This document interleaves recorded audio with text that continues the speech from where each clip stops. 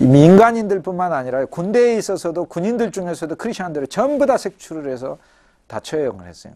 그 예 하나만 제가 여러분에게 한번 보여드리도록 할게요. 제가 가지고 있는 이 그 아이콘 성화 그림 중에 하나인데요.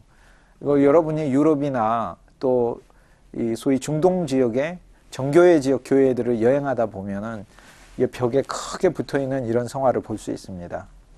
이거는 바로 디오클레시아누스와 갈레리우스가 통치하던 바로 그 시대 때 일어난 박해 중에서 순교한 40여 명의 군인들의 이야기입니다. 여기는 지금 40명이 있습니다. 민간에서만 이제 신자들을 색출하는 게 아니라 군대 내에서도 개인적으로 믿는 신자들도 색출해라. 그럼 방법은 간단합니다. 로마나 그리스의 신상을 딱 하나 세워두고 거기다 절을 하게 합니다. 그럼 크리스천들은 절을 할 수가 없잖아요. 제물을 바쳐라는데 제물을 바칠 수 없잖아요. 저절로 색출됩니다. 그래서 수많은 이가 처형이 됐어요. 당시 박해자는 다양하게 죽었잖아요. 로마의 수도 남부 아피아 가도의 그 나무에다가 십자가 매달아서 죽이기도 하고, 동물의 밥이 되기도 하고, 검투사하고 싸워가지고 검투사의 칼날에 죽임을 당하기도 하고, 검투사랑 죽을 때는 검투사가 자기를 죽이면 살인자가 되잖아요. 그래서 검투사를 살인자로 만들지 않게 하기 위해서 검투 경기에서 먼저 검투사의 칼을 가져다가 자기 가슴에다가 찌른 순교자들도 많이 있었어요. 그를 살인자로 만들게 하지 않기 위해서. 심지어 사자하고 싸우게 해가지고 맹수의 밥이 돼서 죽기도 하고요. 온갖 다양한 방법, 칼로 처형하기도 하고, 폴리갑 같은 경우는 불에다가 태워가지고 죽이고, 불길이 그를 나중에 사르지를 못 않으니까 이게 단도로 그의 배를 찔러서 죽이기도 하고, 온갖 다양하게 가죽을 벗겨서 죽이기도 하고 그랬죠. 근데 이들을 어떻게 죽이라고 사령관이 명령을 내렸냐면, 아주 추운 겨울날이었는데 그 겨울날에 이들을 다 빨가벗겨가지고 얼음 강 위에 꽁꽁 얼어버린 그 강 얼음 위에다가 그냥 놔둬서 동사시키라고 했습니다.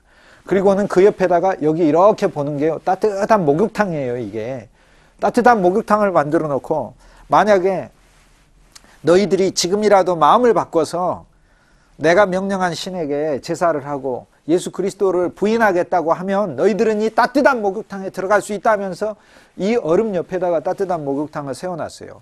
이 40명의 사람들은요, 서로 모여가지고 이렇게 하고 있잖아요. 근데 이게 추워가지고 이렇게 하고 있는 게 아니에요. 추우면 사람들이 이렇게 하다가 이렇게 하죠. 근데 다 이렇게 하고 있으면 그게 왜 이렇게 하고 있냐면, 이것이 바로 춥다는 표시가 아니고요. 이건 바로 하나님께 예배하는 표시입니다. 이 자체가 크리스토스, 그리스도 X를 나타내는 표시예요. 그래서 이들이 있을 때 40명이 이렇게 있는데 그 중에 한 명은 너무 추위를 못 견뎌서 나옵니다. 나와서 목욕탕 안으로 들어갑니다. 이렇게. 그래서 이 그림이 한 명은 목욕탕 안으로 들어가는 거예요. 그런데 이 한 명은 나오지만은 그 39명이 그 추위에서 신앙을 증거하고 거기 서 있는 그 모습을 보고, 그 고난을 증거하고 있는 그 고난 가운데서도 그리스도를 누리는 그 모습을 증거하는 것을 보고, 그리고는 경계를 서고 있던 병사가 자신도 그리스도인임을 밝히면서 자기의 경계복을 벗어버리고 그 안으로 들어가면서 40명을 채우는 것입니다. 바로 이 성화예요. 이 성화가 이제 교회에 가면은 유럽이나 또 중동 지역에 있는 정교회에 가면은 벽에 그려져 있습니다. 근데 이 그림에서요, 배교를 하고 떠난 이 사람은 따뜻한 목욕탕 안에는 들어갔지만 그의 몸은 있지만 그의 얼굴이나 머리는 등장하지 않습니다. 이건 뭘 의미하냐면 주님이 기억하시지 않는다는 것을 말하는 것이죠. 그러나 그는 그 앞에 서서 증거자가 되는 것을 이야기합니다. 그래서 40명의 순교를 동시에 그리고 있는, 성화의 많은 그림들 중에서 한 명, 두 명이 40명을 동시에 그리고 있는 것을 말합니다. 스페인 지역에서도 봐요. 이 시대 때 순교자, 아주 소녀 순교자가 나오는데, 소녀가 그의 이름이 페였습니다. 페. 스페인 지역에서요. 여기 스페인 지역에서 소녀의 이름이 페였는데요. 그녀는 붙들려 가지고 이렇게 철장 위에 뜨거운 불 위에 달궈져 가지고 세상을 떠나게 됐어요. 그 다음부터 이제 이 어린 소녀, 이 신앙을 기리기 위해서 그녀를 성녀로 사람들이 불렀습니다. 그렇게 해서 이 스페인 말에서 성녀라는 이름은 산타잖아요, 산타. 그래서 이게 산타 페라고 부릅니다. 쉽게 얘기해서 산타페라고 부릅니다. 산타페. 산타페 그러니까 무슨 모 회사의 자동차 브랜드 이름하고 같다 맞습니다. 바로 그 브랜드 이름입니다. 근데 이 산타페는 스페인의 성녀 이름입니다. 순교자 이름입니다. 스페인의 순교자. 이 순교자를 그래서 스페인 사람들은 그녀의 이름을 따라서 도시도 많이 짓고 뭐 여러 가지 자신들의 자녀들도 페라는 이름으로 많이 짓습니다. 그래서 산타페라는 것은 스페인에게 아주 파퓰러한 이름이죠. 그래서 그 이름을 따다가 실은 자동차 한 브랜드를 만들었는데 자동차 브랜드 만든 사람은 그것이 명백히 순교자의 이름에서 유래됐다는 사실을 몰랐을 것입니다. 어쨌든 간에 주님께서는요, 이제 이러한 처참한 환경에 대해서 십자가만 우리에게 주시지 않습니다. 우리에겐 부활을 주십니다. 주님은 이 환경을 그대로 보고 순교자의 그 씨가 살아있는 예수 그리스도의 신앙을 증거한다는 것을 알게 됐을 때 드디어 끝내게 하시는데 그는 위대한 하나님의 사람을 통해서입니다. 이때 부왕제였던 컨스탄티우스는 아들이 있었는데 그의 이름이 컨스탄티누스입니다.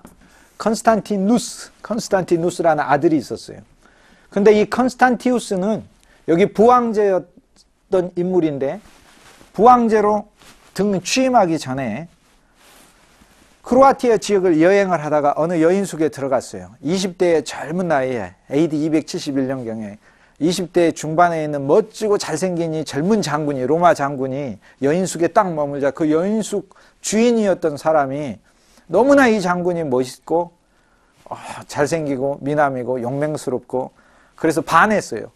여인숙 주인 남자분이 반했어요. 반해서 자기 딸을 줬습니다. 자기 딸이 헬레나라고 하는데 자기 딸을 컨스탄티누스에게 주었습니다. 그러나 장군은 아내를 데리고 돌아다니면서 전쟁을 할 수 없기에 거기에서 며칠 밤을 보내고 컨스탄티우스 장군은 다른 지역으로 떠납니다. 그래서 컨스탄티우스가 취했던 이 여인 헬레나로부터 바로 컨스탄티누스라는 아들이 태어나게 됩니다.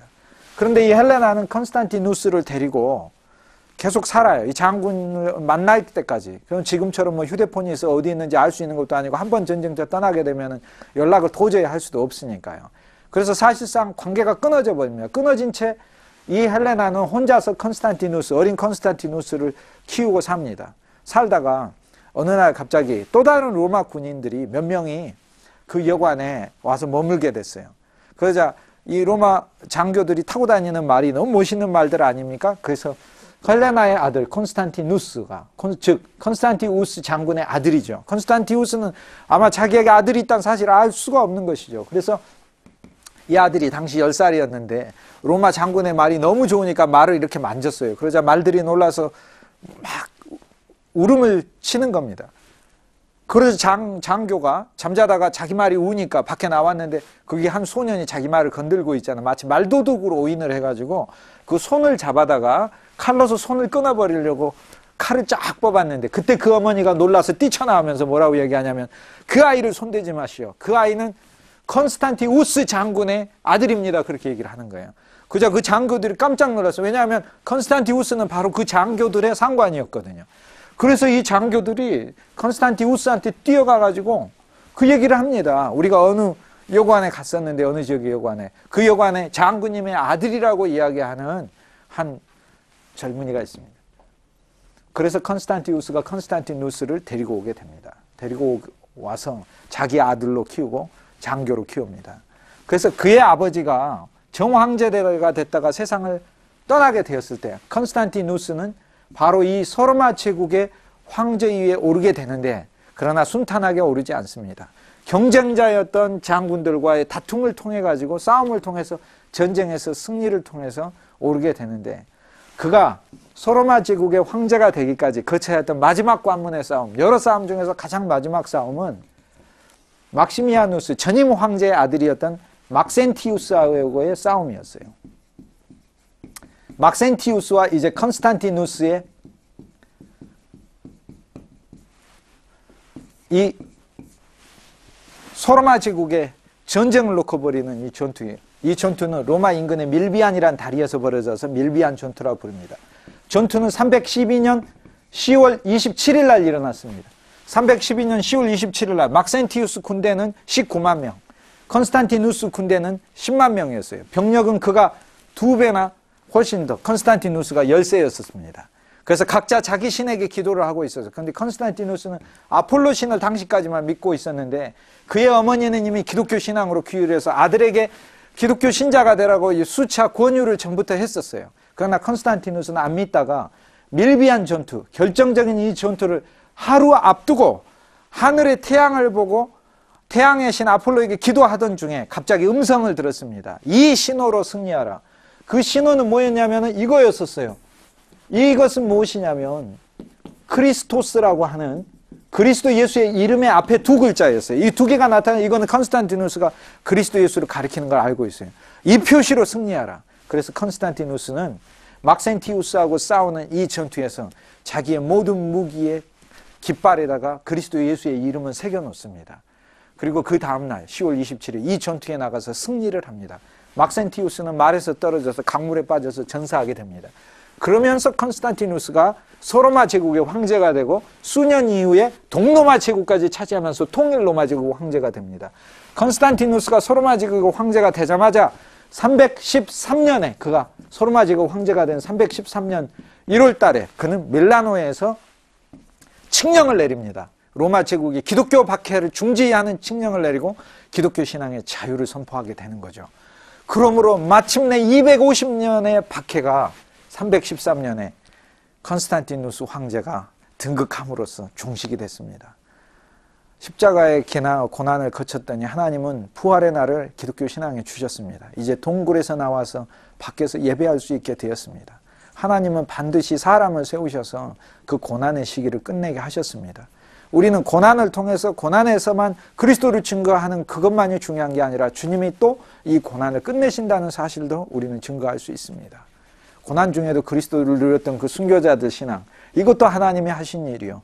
이 고난을 박해를 끝내버리면서 실제 그리스도인들의 수많은 목숨들, 이 목숨들을 건져내게 하신 컨스탄티누스를 예비하시고 그를 길러내시고 그의 어머니가 예수 그리스도를 믿게 하여 그에게까지 신앙이 전파되게 하고 증거되게 한 이 놀라운 사건들, 이 사건들은 전부 다 역사의 주인이시요 배후에서 모든 것을 관리하시는 예수 그리스도의 역사 때문에 일어났습니다. 기독교 박해는 로마 제국에서 이렇게 해서 종식됐습니다. 하나님께서는 하나님의 사람 지도자를 세우셔서 박해를 끝내버리셨습니다. 오직 복음, 오직 믿음, CTS